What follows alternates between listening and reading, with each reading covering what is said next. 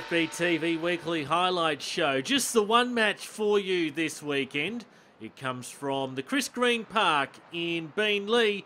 It's Brisbane Women's Premier League action between Logan and UQFC. Laid back there by the Logan player. Cut out by Blake, it looked like, for UQFC. Forward for Phil Bay, and the save made by Logan's Jessica Anderson. Back there for Malcolm. A bit of a contest, and Malcolm's given away the free kick there against Tiarn Petterwood. Let's take a second look at that. Oh, she tried to get a kick away and just connected with Petterwood's foot there as she was trying to kick the ball on there to a teammate. Petterwood getting back to her feet. She'll look like she'll be right to continue.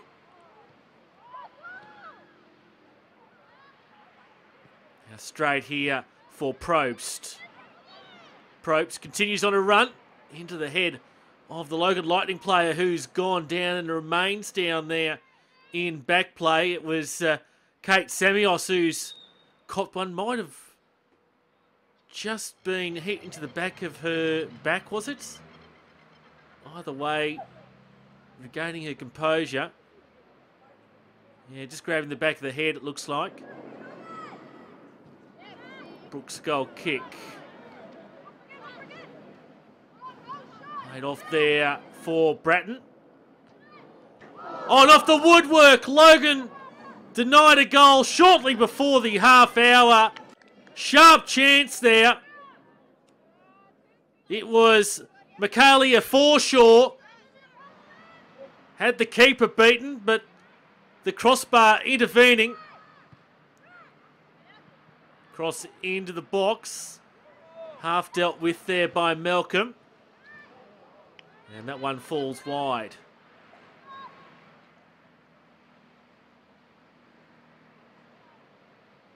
Forshaw. On there for Petterwood. Now it's Bratton. Gets around the defender. Cross it into the back stick. And almost a save there from Brooke, but it's Emily Vivas who have given Logan the lead in the 5-minute period before the halftime break. Vivas, the outstretched Brooke, can't get to it. And on the Packfire Australia GoPro replay, a sharp take from Emily Vivas rocks the camera. So UQFC down by a goal as we head into second half action. And now it's Phil Bay.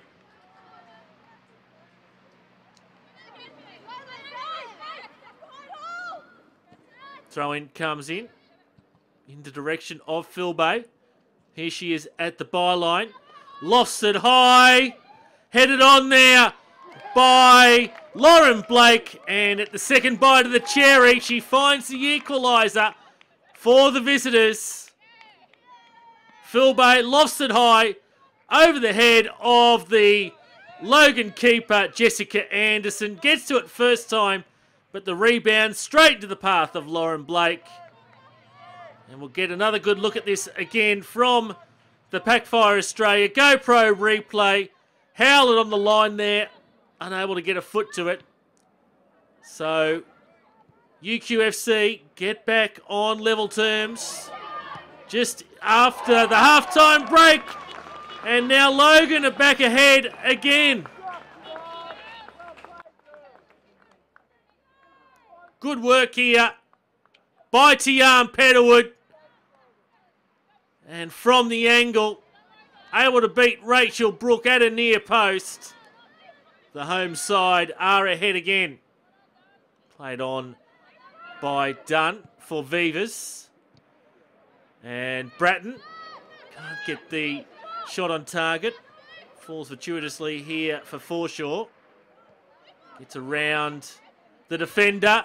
Forshaw on an own goal conceded by Laura Malcolm. Unfortunate there. Let's take another look at that. The run by Forshaw across the byline. And Malcolm doing her best to defend it, but unfortunately, all she can do is look on as the ball cannons off the upright and into the nets. So Logan doing it comfortably with 10 minutes remaining. Petterwood looking to add her second of the evening, and not too far away on that occasion. Free kick here to Logan in the dying minutes. Handsome. Oh, and off the woodwork again. Out for a goal kick. Let's look at that again. Oh, and you can just see the woodwork able to intervene above the outstretched hand of Rachel Brooke. And Logan have come away with all 3 points. 3-1 winners against UQFC. We're here to talk about the Under-16s competition, and I've got Wayne and Matt here to talk about their respective teams and the competition in general. Wayne, what are your thoughts on the Under-16s competition this year? It's an extremely tough competition. There are lots of outstanding teams. Every week is a tough fight to get points for our club, and I've been really impressed with the quality of the top 6 teams in the competition, in particular with the style of football they play and just how strong they are all over the park. Matt, what's been your experience? Oh, I've got to say the same. Each week it's just a battle.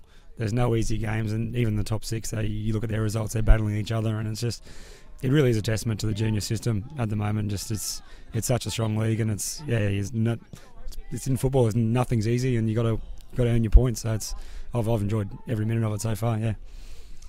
Have there been any teams that have surprised you this season? To me, Rochdale and Peninsula been the 2 biggest improvers in the competition from last year. Rochdale in particular, when we played them, just played beautiful football from start to finish. And the 2 top teams, Logan Home and Lions from last year, again have just got such depth and such quality in their players. It's a really tough game when we play them. We're here to talk about the Under-18s competition, and I've got Adam and Bernie here to tell us a little bit about the competition. Adam, what have been your thoughts on the league this season? I've been really impressed with the Under-18s, to be honest. I watched a little bit last year, and I think the standards improved leaps and bounds.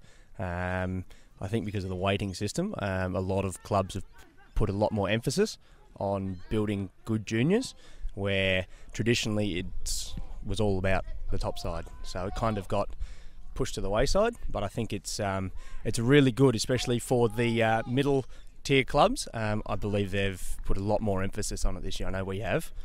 So yeah, I'm pretty excited about it. How's the experience been for you this season, Bernie? Well, we're pulling up the rear of the competition, and it's not through a lack of ability in the boys, but lack of consistency in getting numbers to the game. You know, there's so many things pulling players of this age group. A lot of our boys are in the younger age group, the under-17s, rather than under-18s. We've only got a couple of boys that are in the under-18 bracket, so it's been a challenge. It's been a different challenge, and when they're on the park, when I've got the team on the park that I would like to have on the park, all the players there's only probably 3 or 4 teams in the competition that we'd struggle against. The rest, it's very even competition outside that top 4, and that's my experience from it anyway. With the weighting system, the under-18s wins get multiplied by 2, and the reserves get multiplied by 3, not 4, as I mentioned last week. With the weighting system, has it put any pressure on the players to perform? I guess there's a level of expectation, but as Bernie said, it might be a little bit more difficult for the 17-year-olds. But for the middle tier clubs, most of the lads that are in the under-18s should be knocking on the door in reserve grade. Well, I know that's our goal, and that's what our emphasis is. So I guess for the lads, they're going to have to deal with that pressure eventually, and hopefully most of our under-18s can step up and be our reserve grade next year. That's our ultimate goal. So I guess the expectation is that they're going to have to deal with it one way sooner or another. But yeah, so I think they're all coping with it. I know the lads look at the ladder each week. Not so much championship ladder, but I know our under-18s look at the under-18 ladder, and they know that they're contributing to the potential survival of our club. So I feel they get a big kick out of that. Okay, so taking a look at round 18 results from the Trophy Superstore Premier League. Wolves were the only side to win at home this week. Rochdale defeated Mitchelton. Lions 6 of the best against UQFC. East were 2-0 winners against Albany Creek. Peninsula were 3-1 winners away from home, while Taringa and Capalaba had a 1-1 draw. That win to Lions and the loss to Mitchelton opens up the gap on top of the table to 6 points. Peninsula Power now equal on 37 points along with Mitchelton, but behind on goal difference. While East now look to have a final spot wrapped up, a 6-point gap between them and their nearest rivals, Rochdale. Trophy Superstore Premier League Championship table, Lions still lead the way at the top, but UQFC at the other end of the table have dropped into the relegation zone. It still looks like the bottom four will be the ones battling out the relegation, but Albany Creek and Ipswich Knights will still need to be on their toes. Capital One, Bayside and Brisbane Knights shared the spoils. North Star continued their run of good form, beating second place Pine Rivers. Southside Eagles and Annerley had a scoreless draw. Mount Gravatt the lone goal away from home, so too for North Pine, while Holland Park had the bye. Despite the bye, Holland Park still lead the way after Pine Rivers' loss. North Pine joined them on 31 points. It's still tight between 4th and 5th with North Star and Brisbane Knights on 28. Down in the relegation battle, it's Grange Thistle that now sit in the red zone this week. Capital 2, Western Spirit 2-0 winners against Redcliffe PCYC. Newmarket and Pine Hills had a 1-1 draw. Ipswich City defeated Park Ridge, while the Gap upset Oxley 2 deferred games to the catch-up weekend. No change at the top as Souths and Centenary didn't get onto the park. Oxley United unable to bridge the gap, while Western Spirit joined them on equal 37 points. It's still tight in the relegation battle, just 6 points separate 5th from 11th. Capital 3, Narangba defeated AC Carina. Clairvaux were 3-0 winners away from home. So too were Toowong in the top of the table clash against New Farm. Acacia Ridge defeated Jimboomba. Kangaroo Point Rovers defeated Samford, while Ridge Hills and Tarragindi had a 1-1 draw. So after their victory, Toowong continued to lead the way. It's Acacia Ridge who move up into second, New Farm in third and Tarragindi in fourth. In the relegation zone, those points helped out Kangaroo Point Rovers, while Jimboomba United sit at the foot of the table. Capital League 4, Maroondah defeated Logan City Kings 3-1. Brighton Bulldogs were 4-1 winners against Logan Village, while Barden Latrobe defeated North Brisbane in a high-scoring affair, 5-3. Greenbank had the bye. Barden still lead the way and extend their lead on top of the table from Maroondah and North Brisbane and Brighton Bulldogs in 4th. Brisbane Women's Premier League, Eastern Suburbs 3-2 winners against Mitchelton. Annaleen Capalaba had a 1-1 draw. Toowong defeated South United 3-1, and as we've just seen, Logan defeated UQFC by 3-1. Pine Hills had the bye.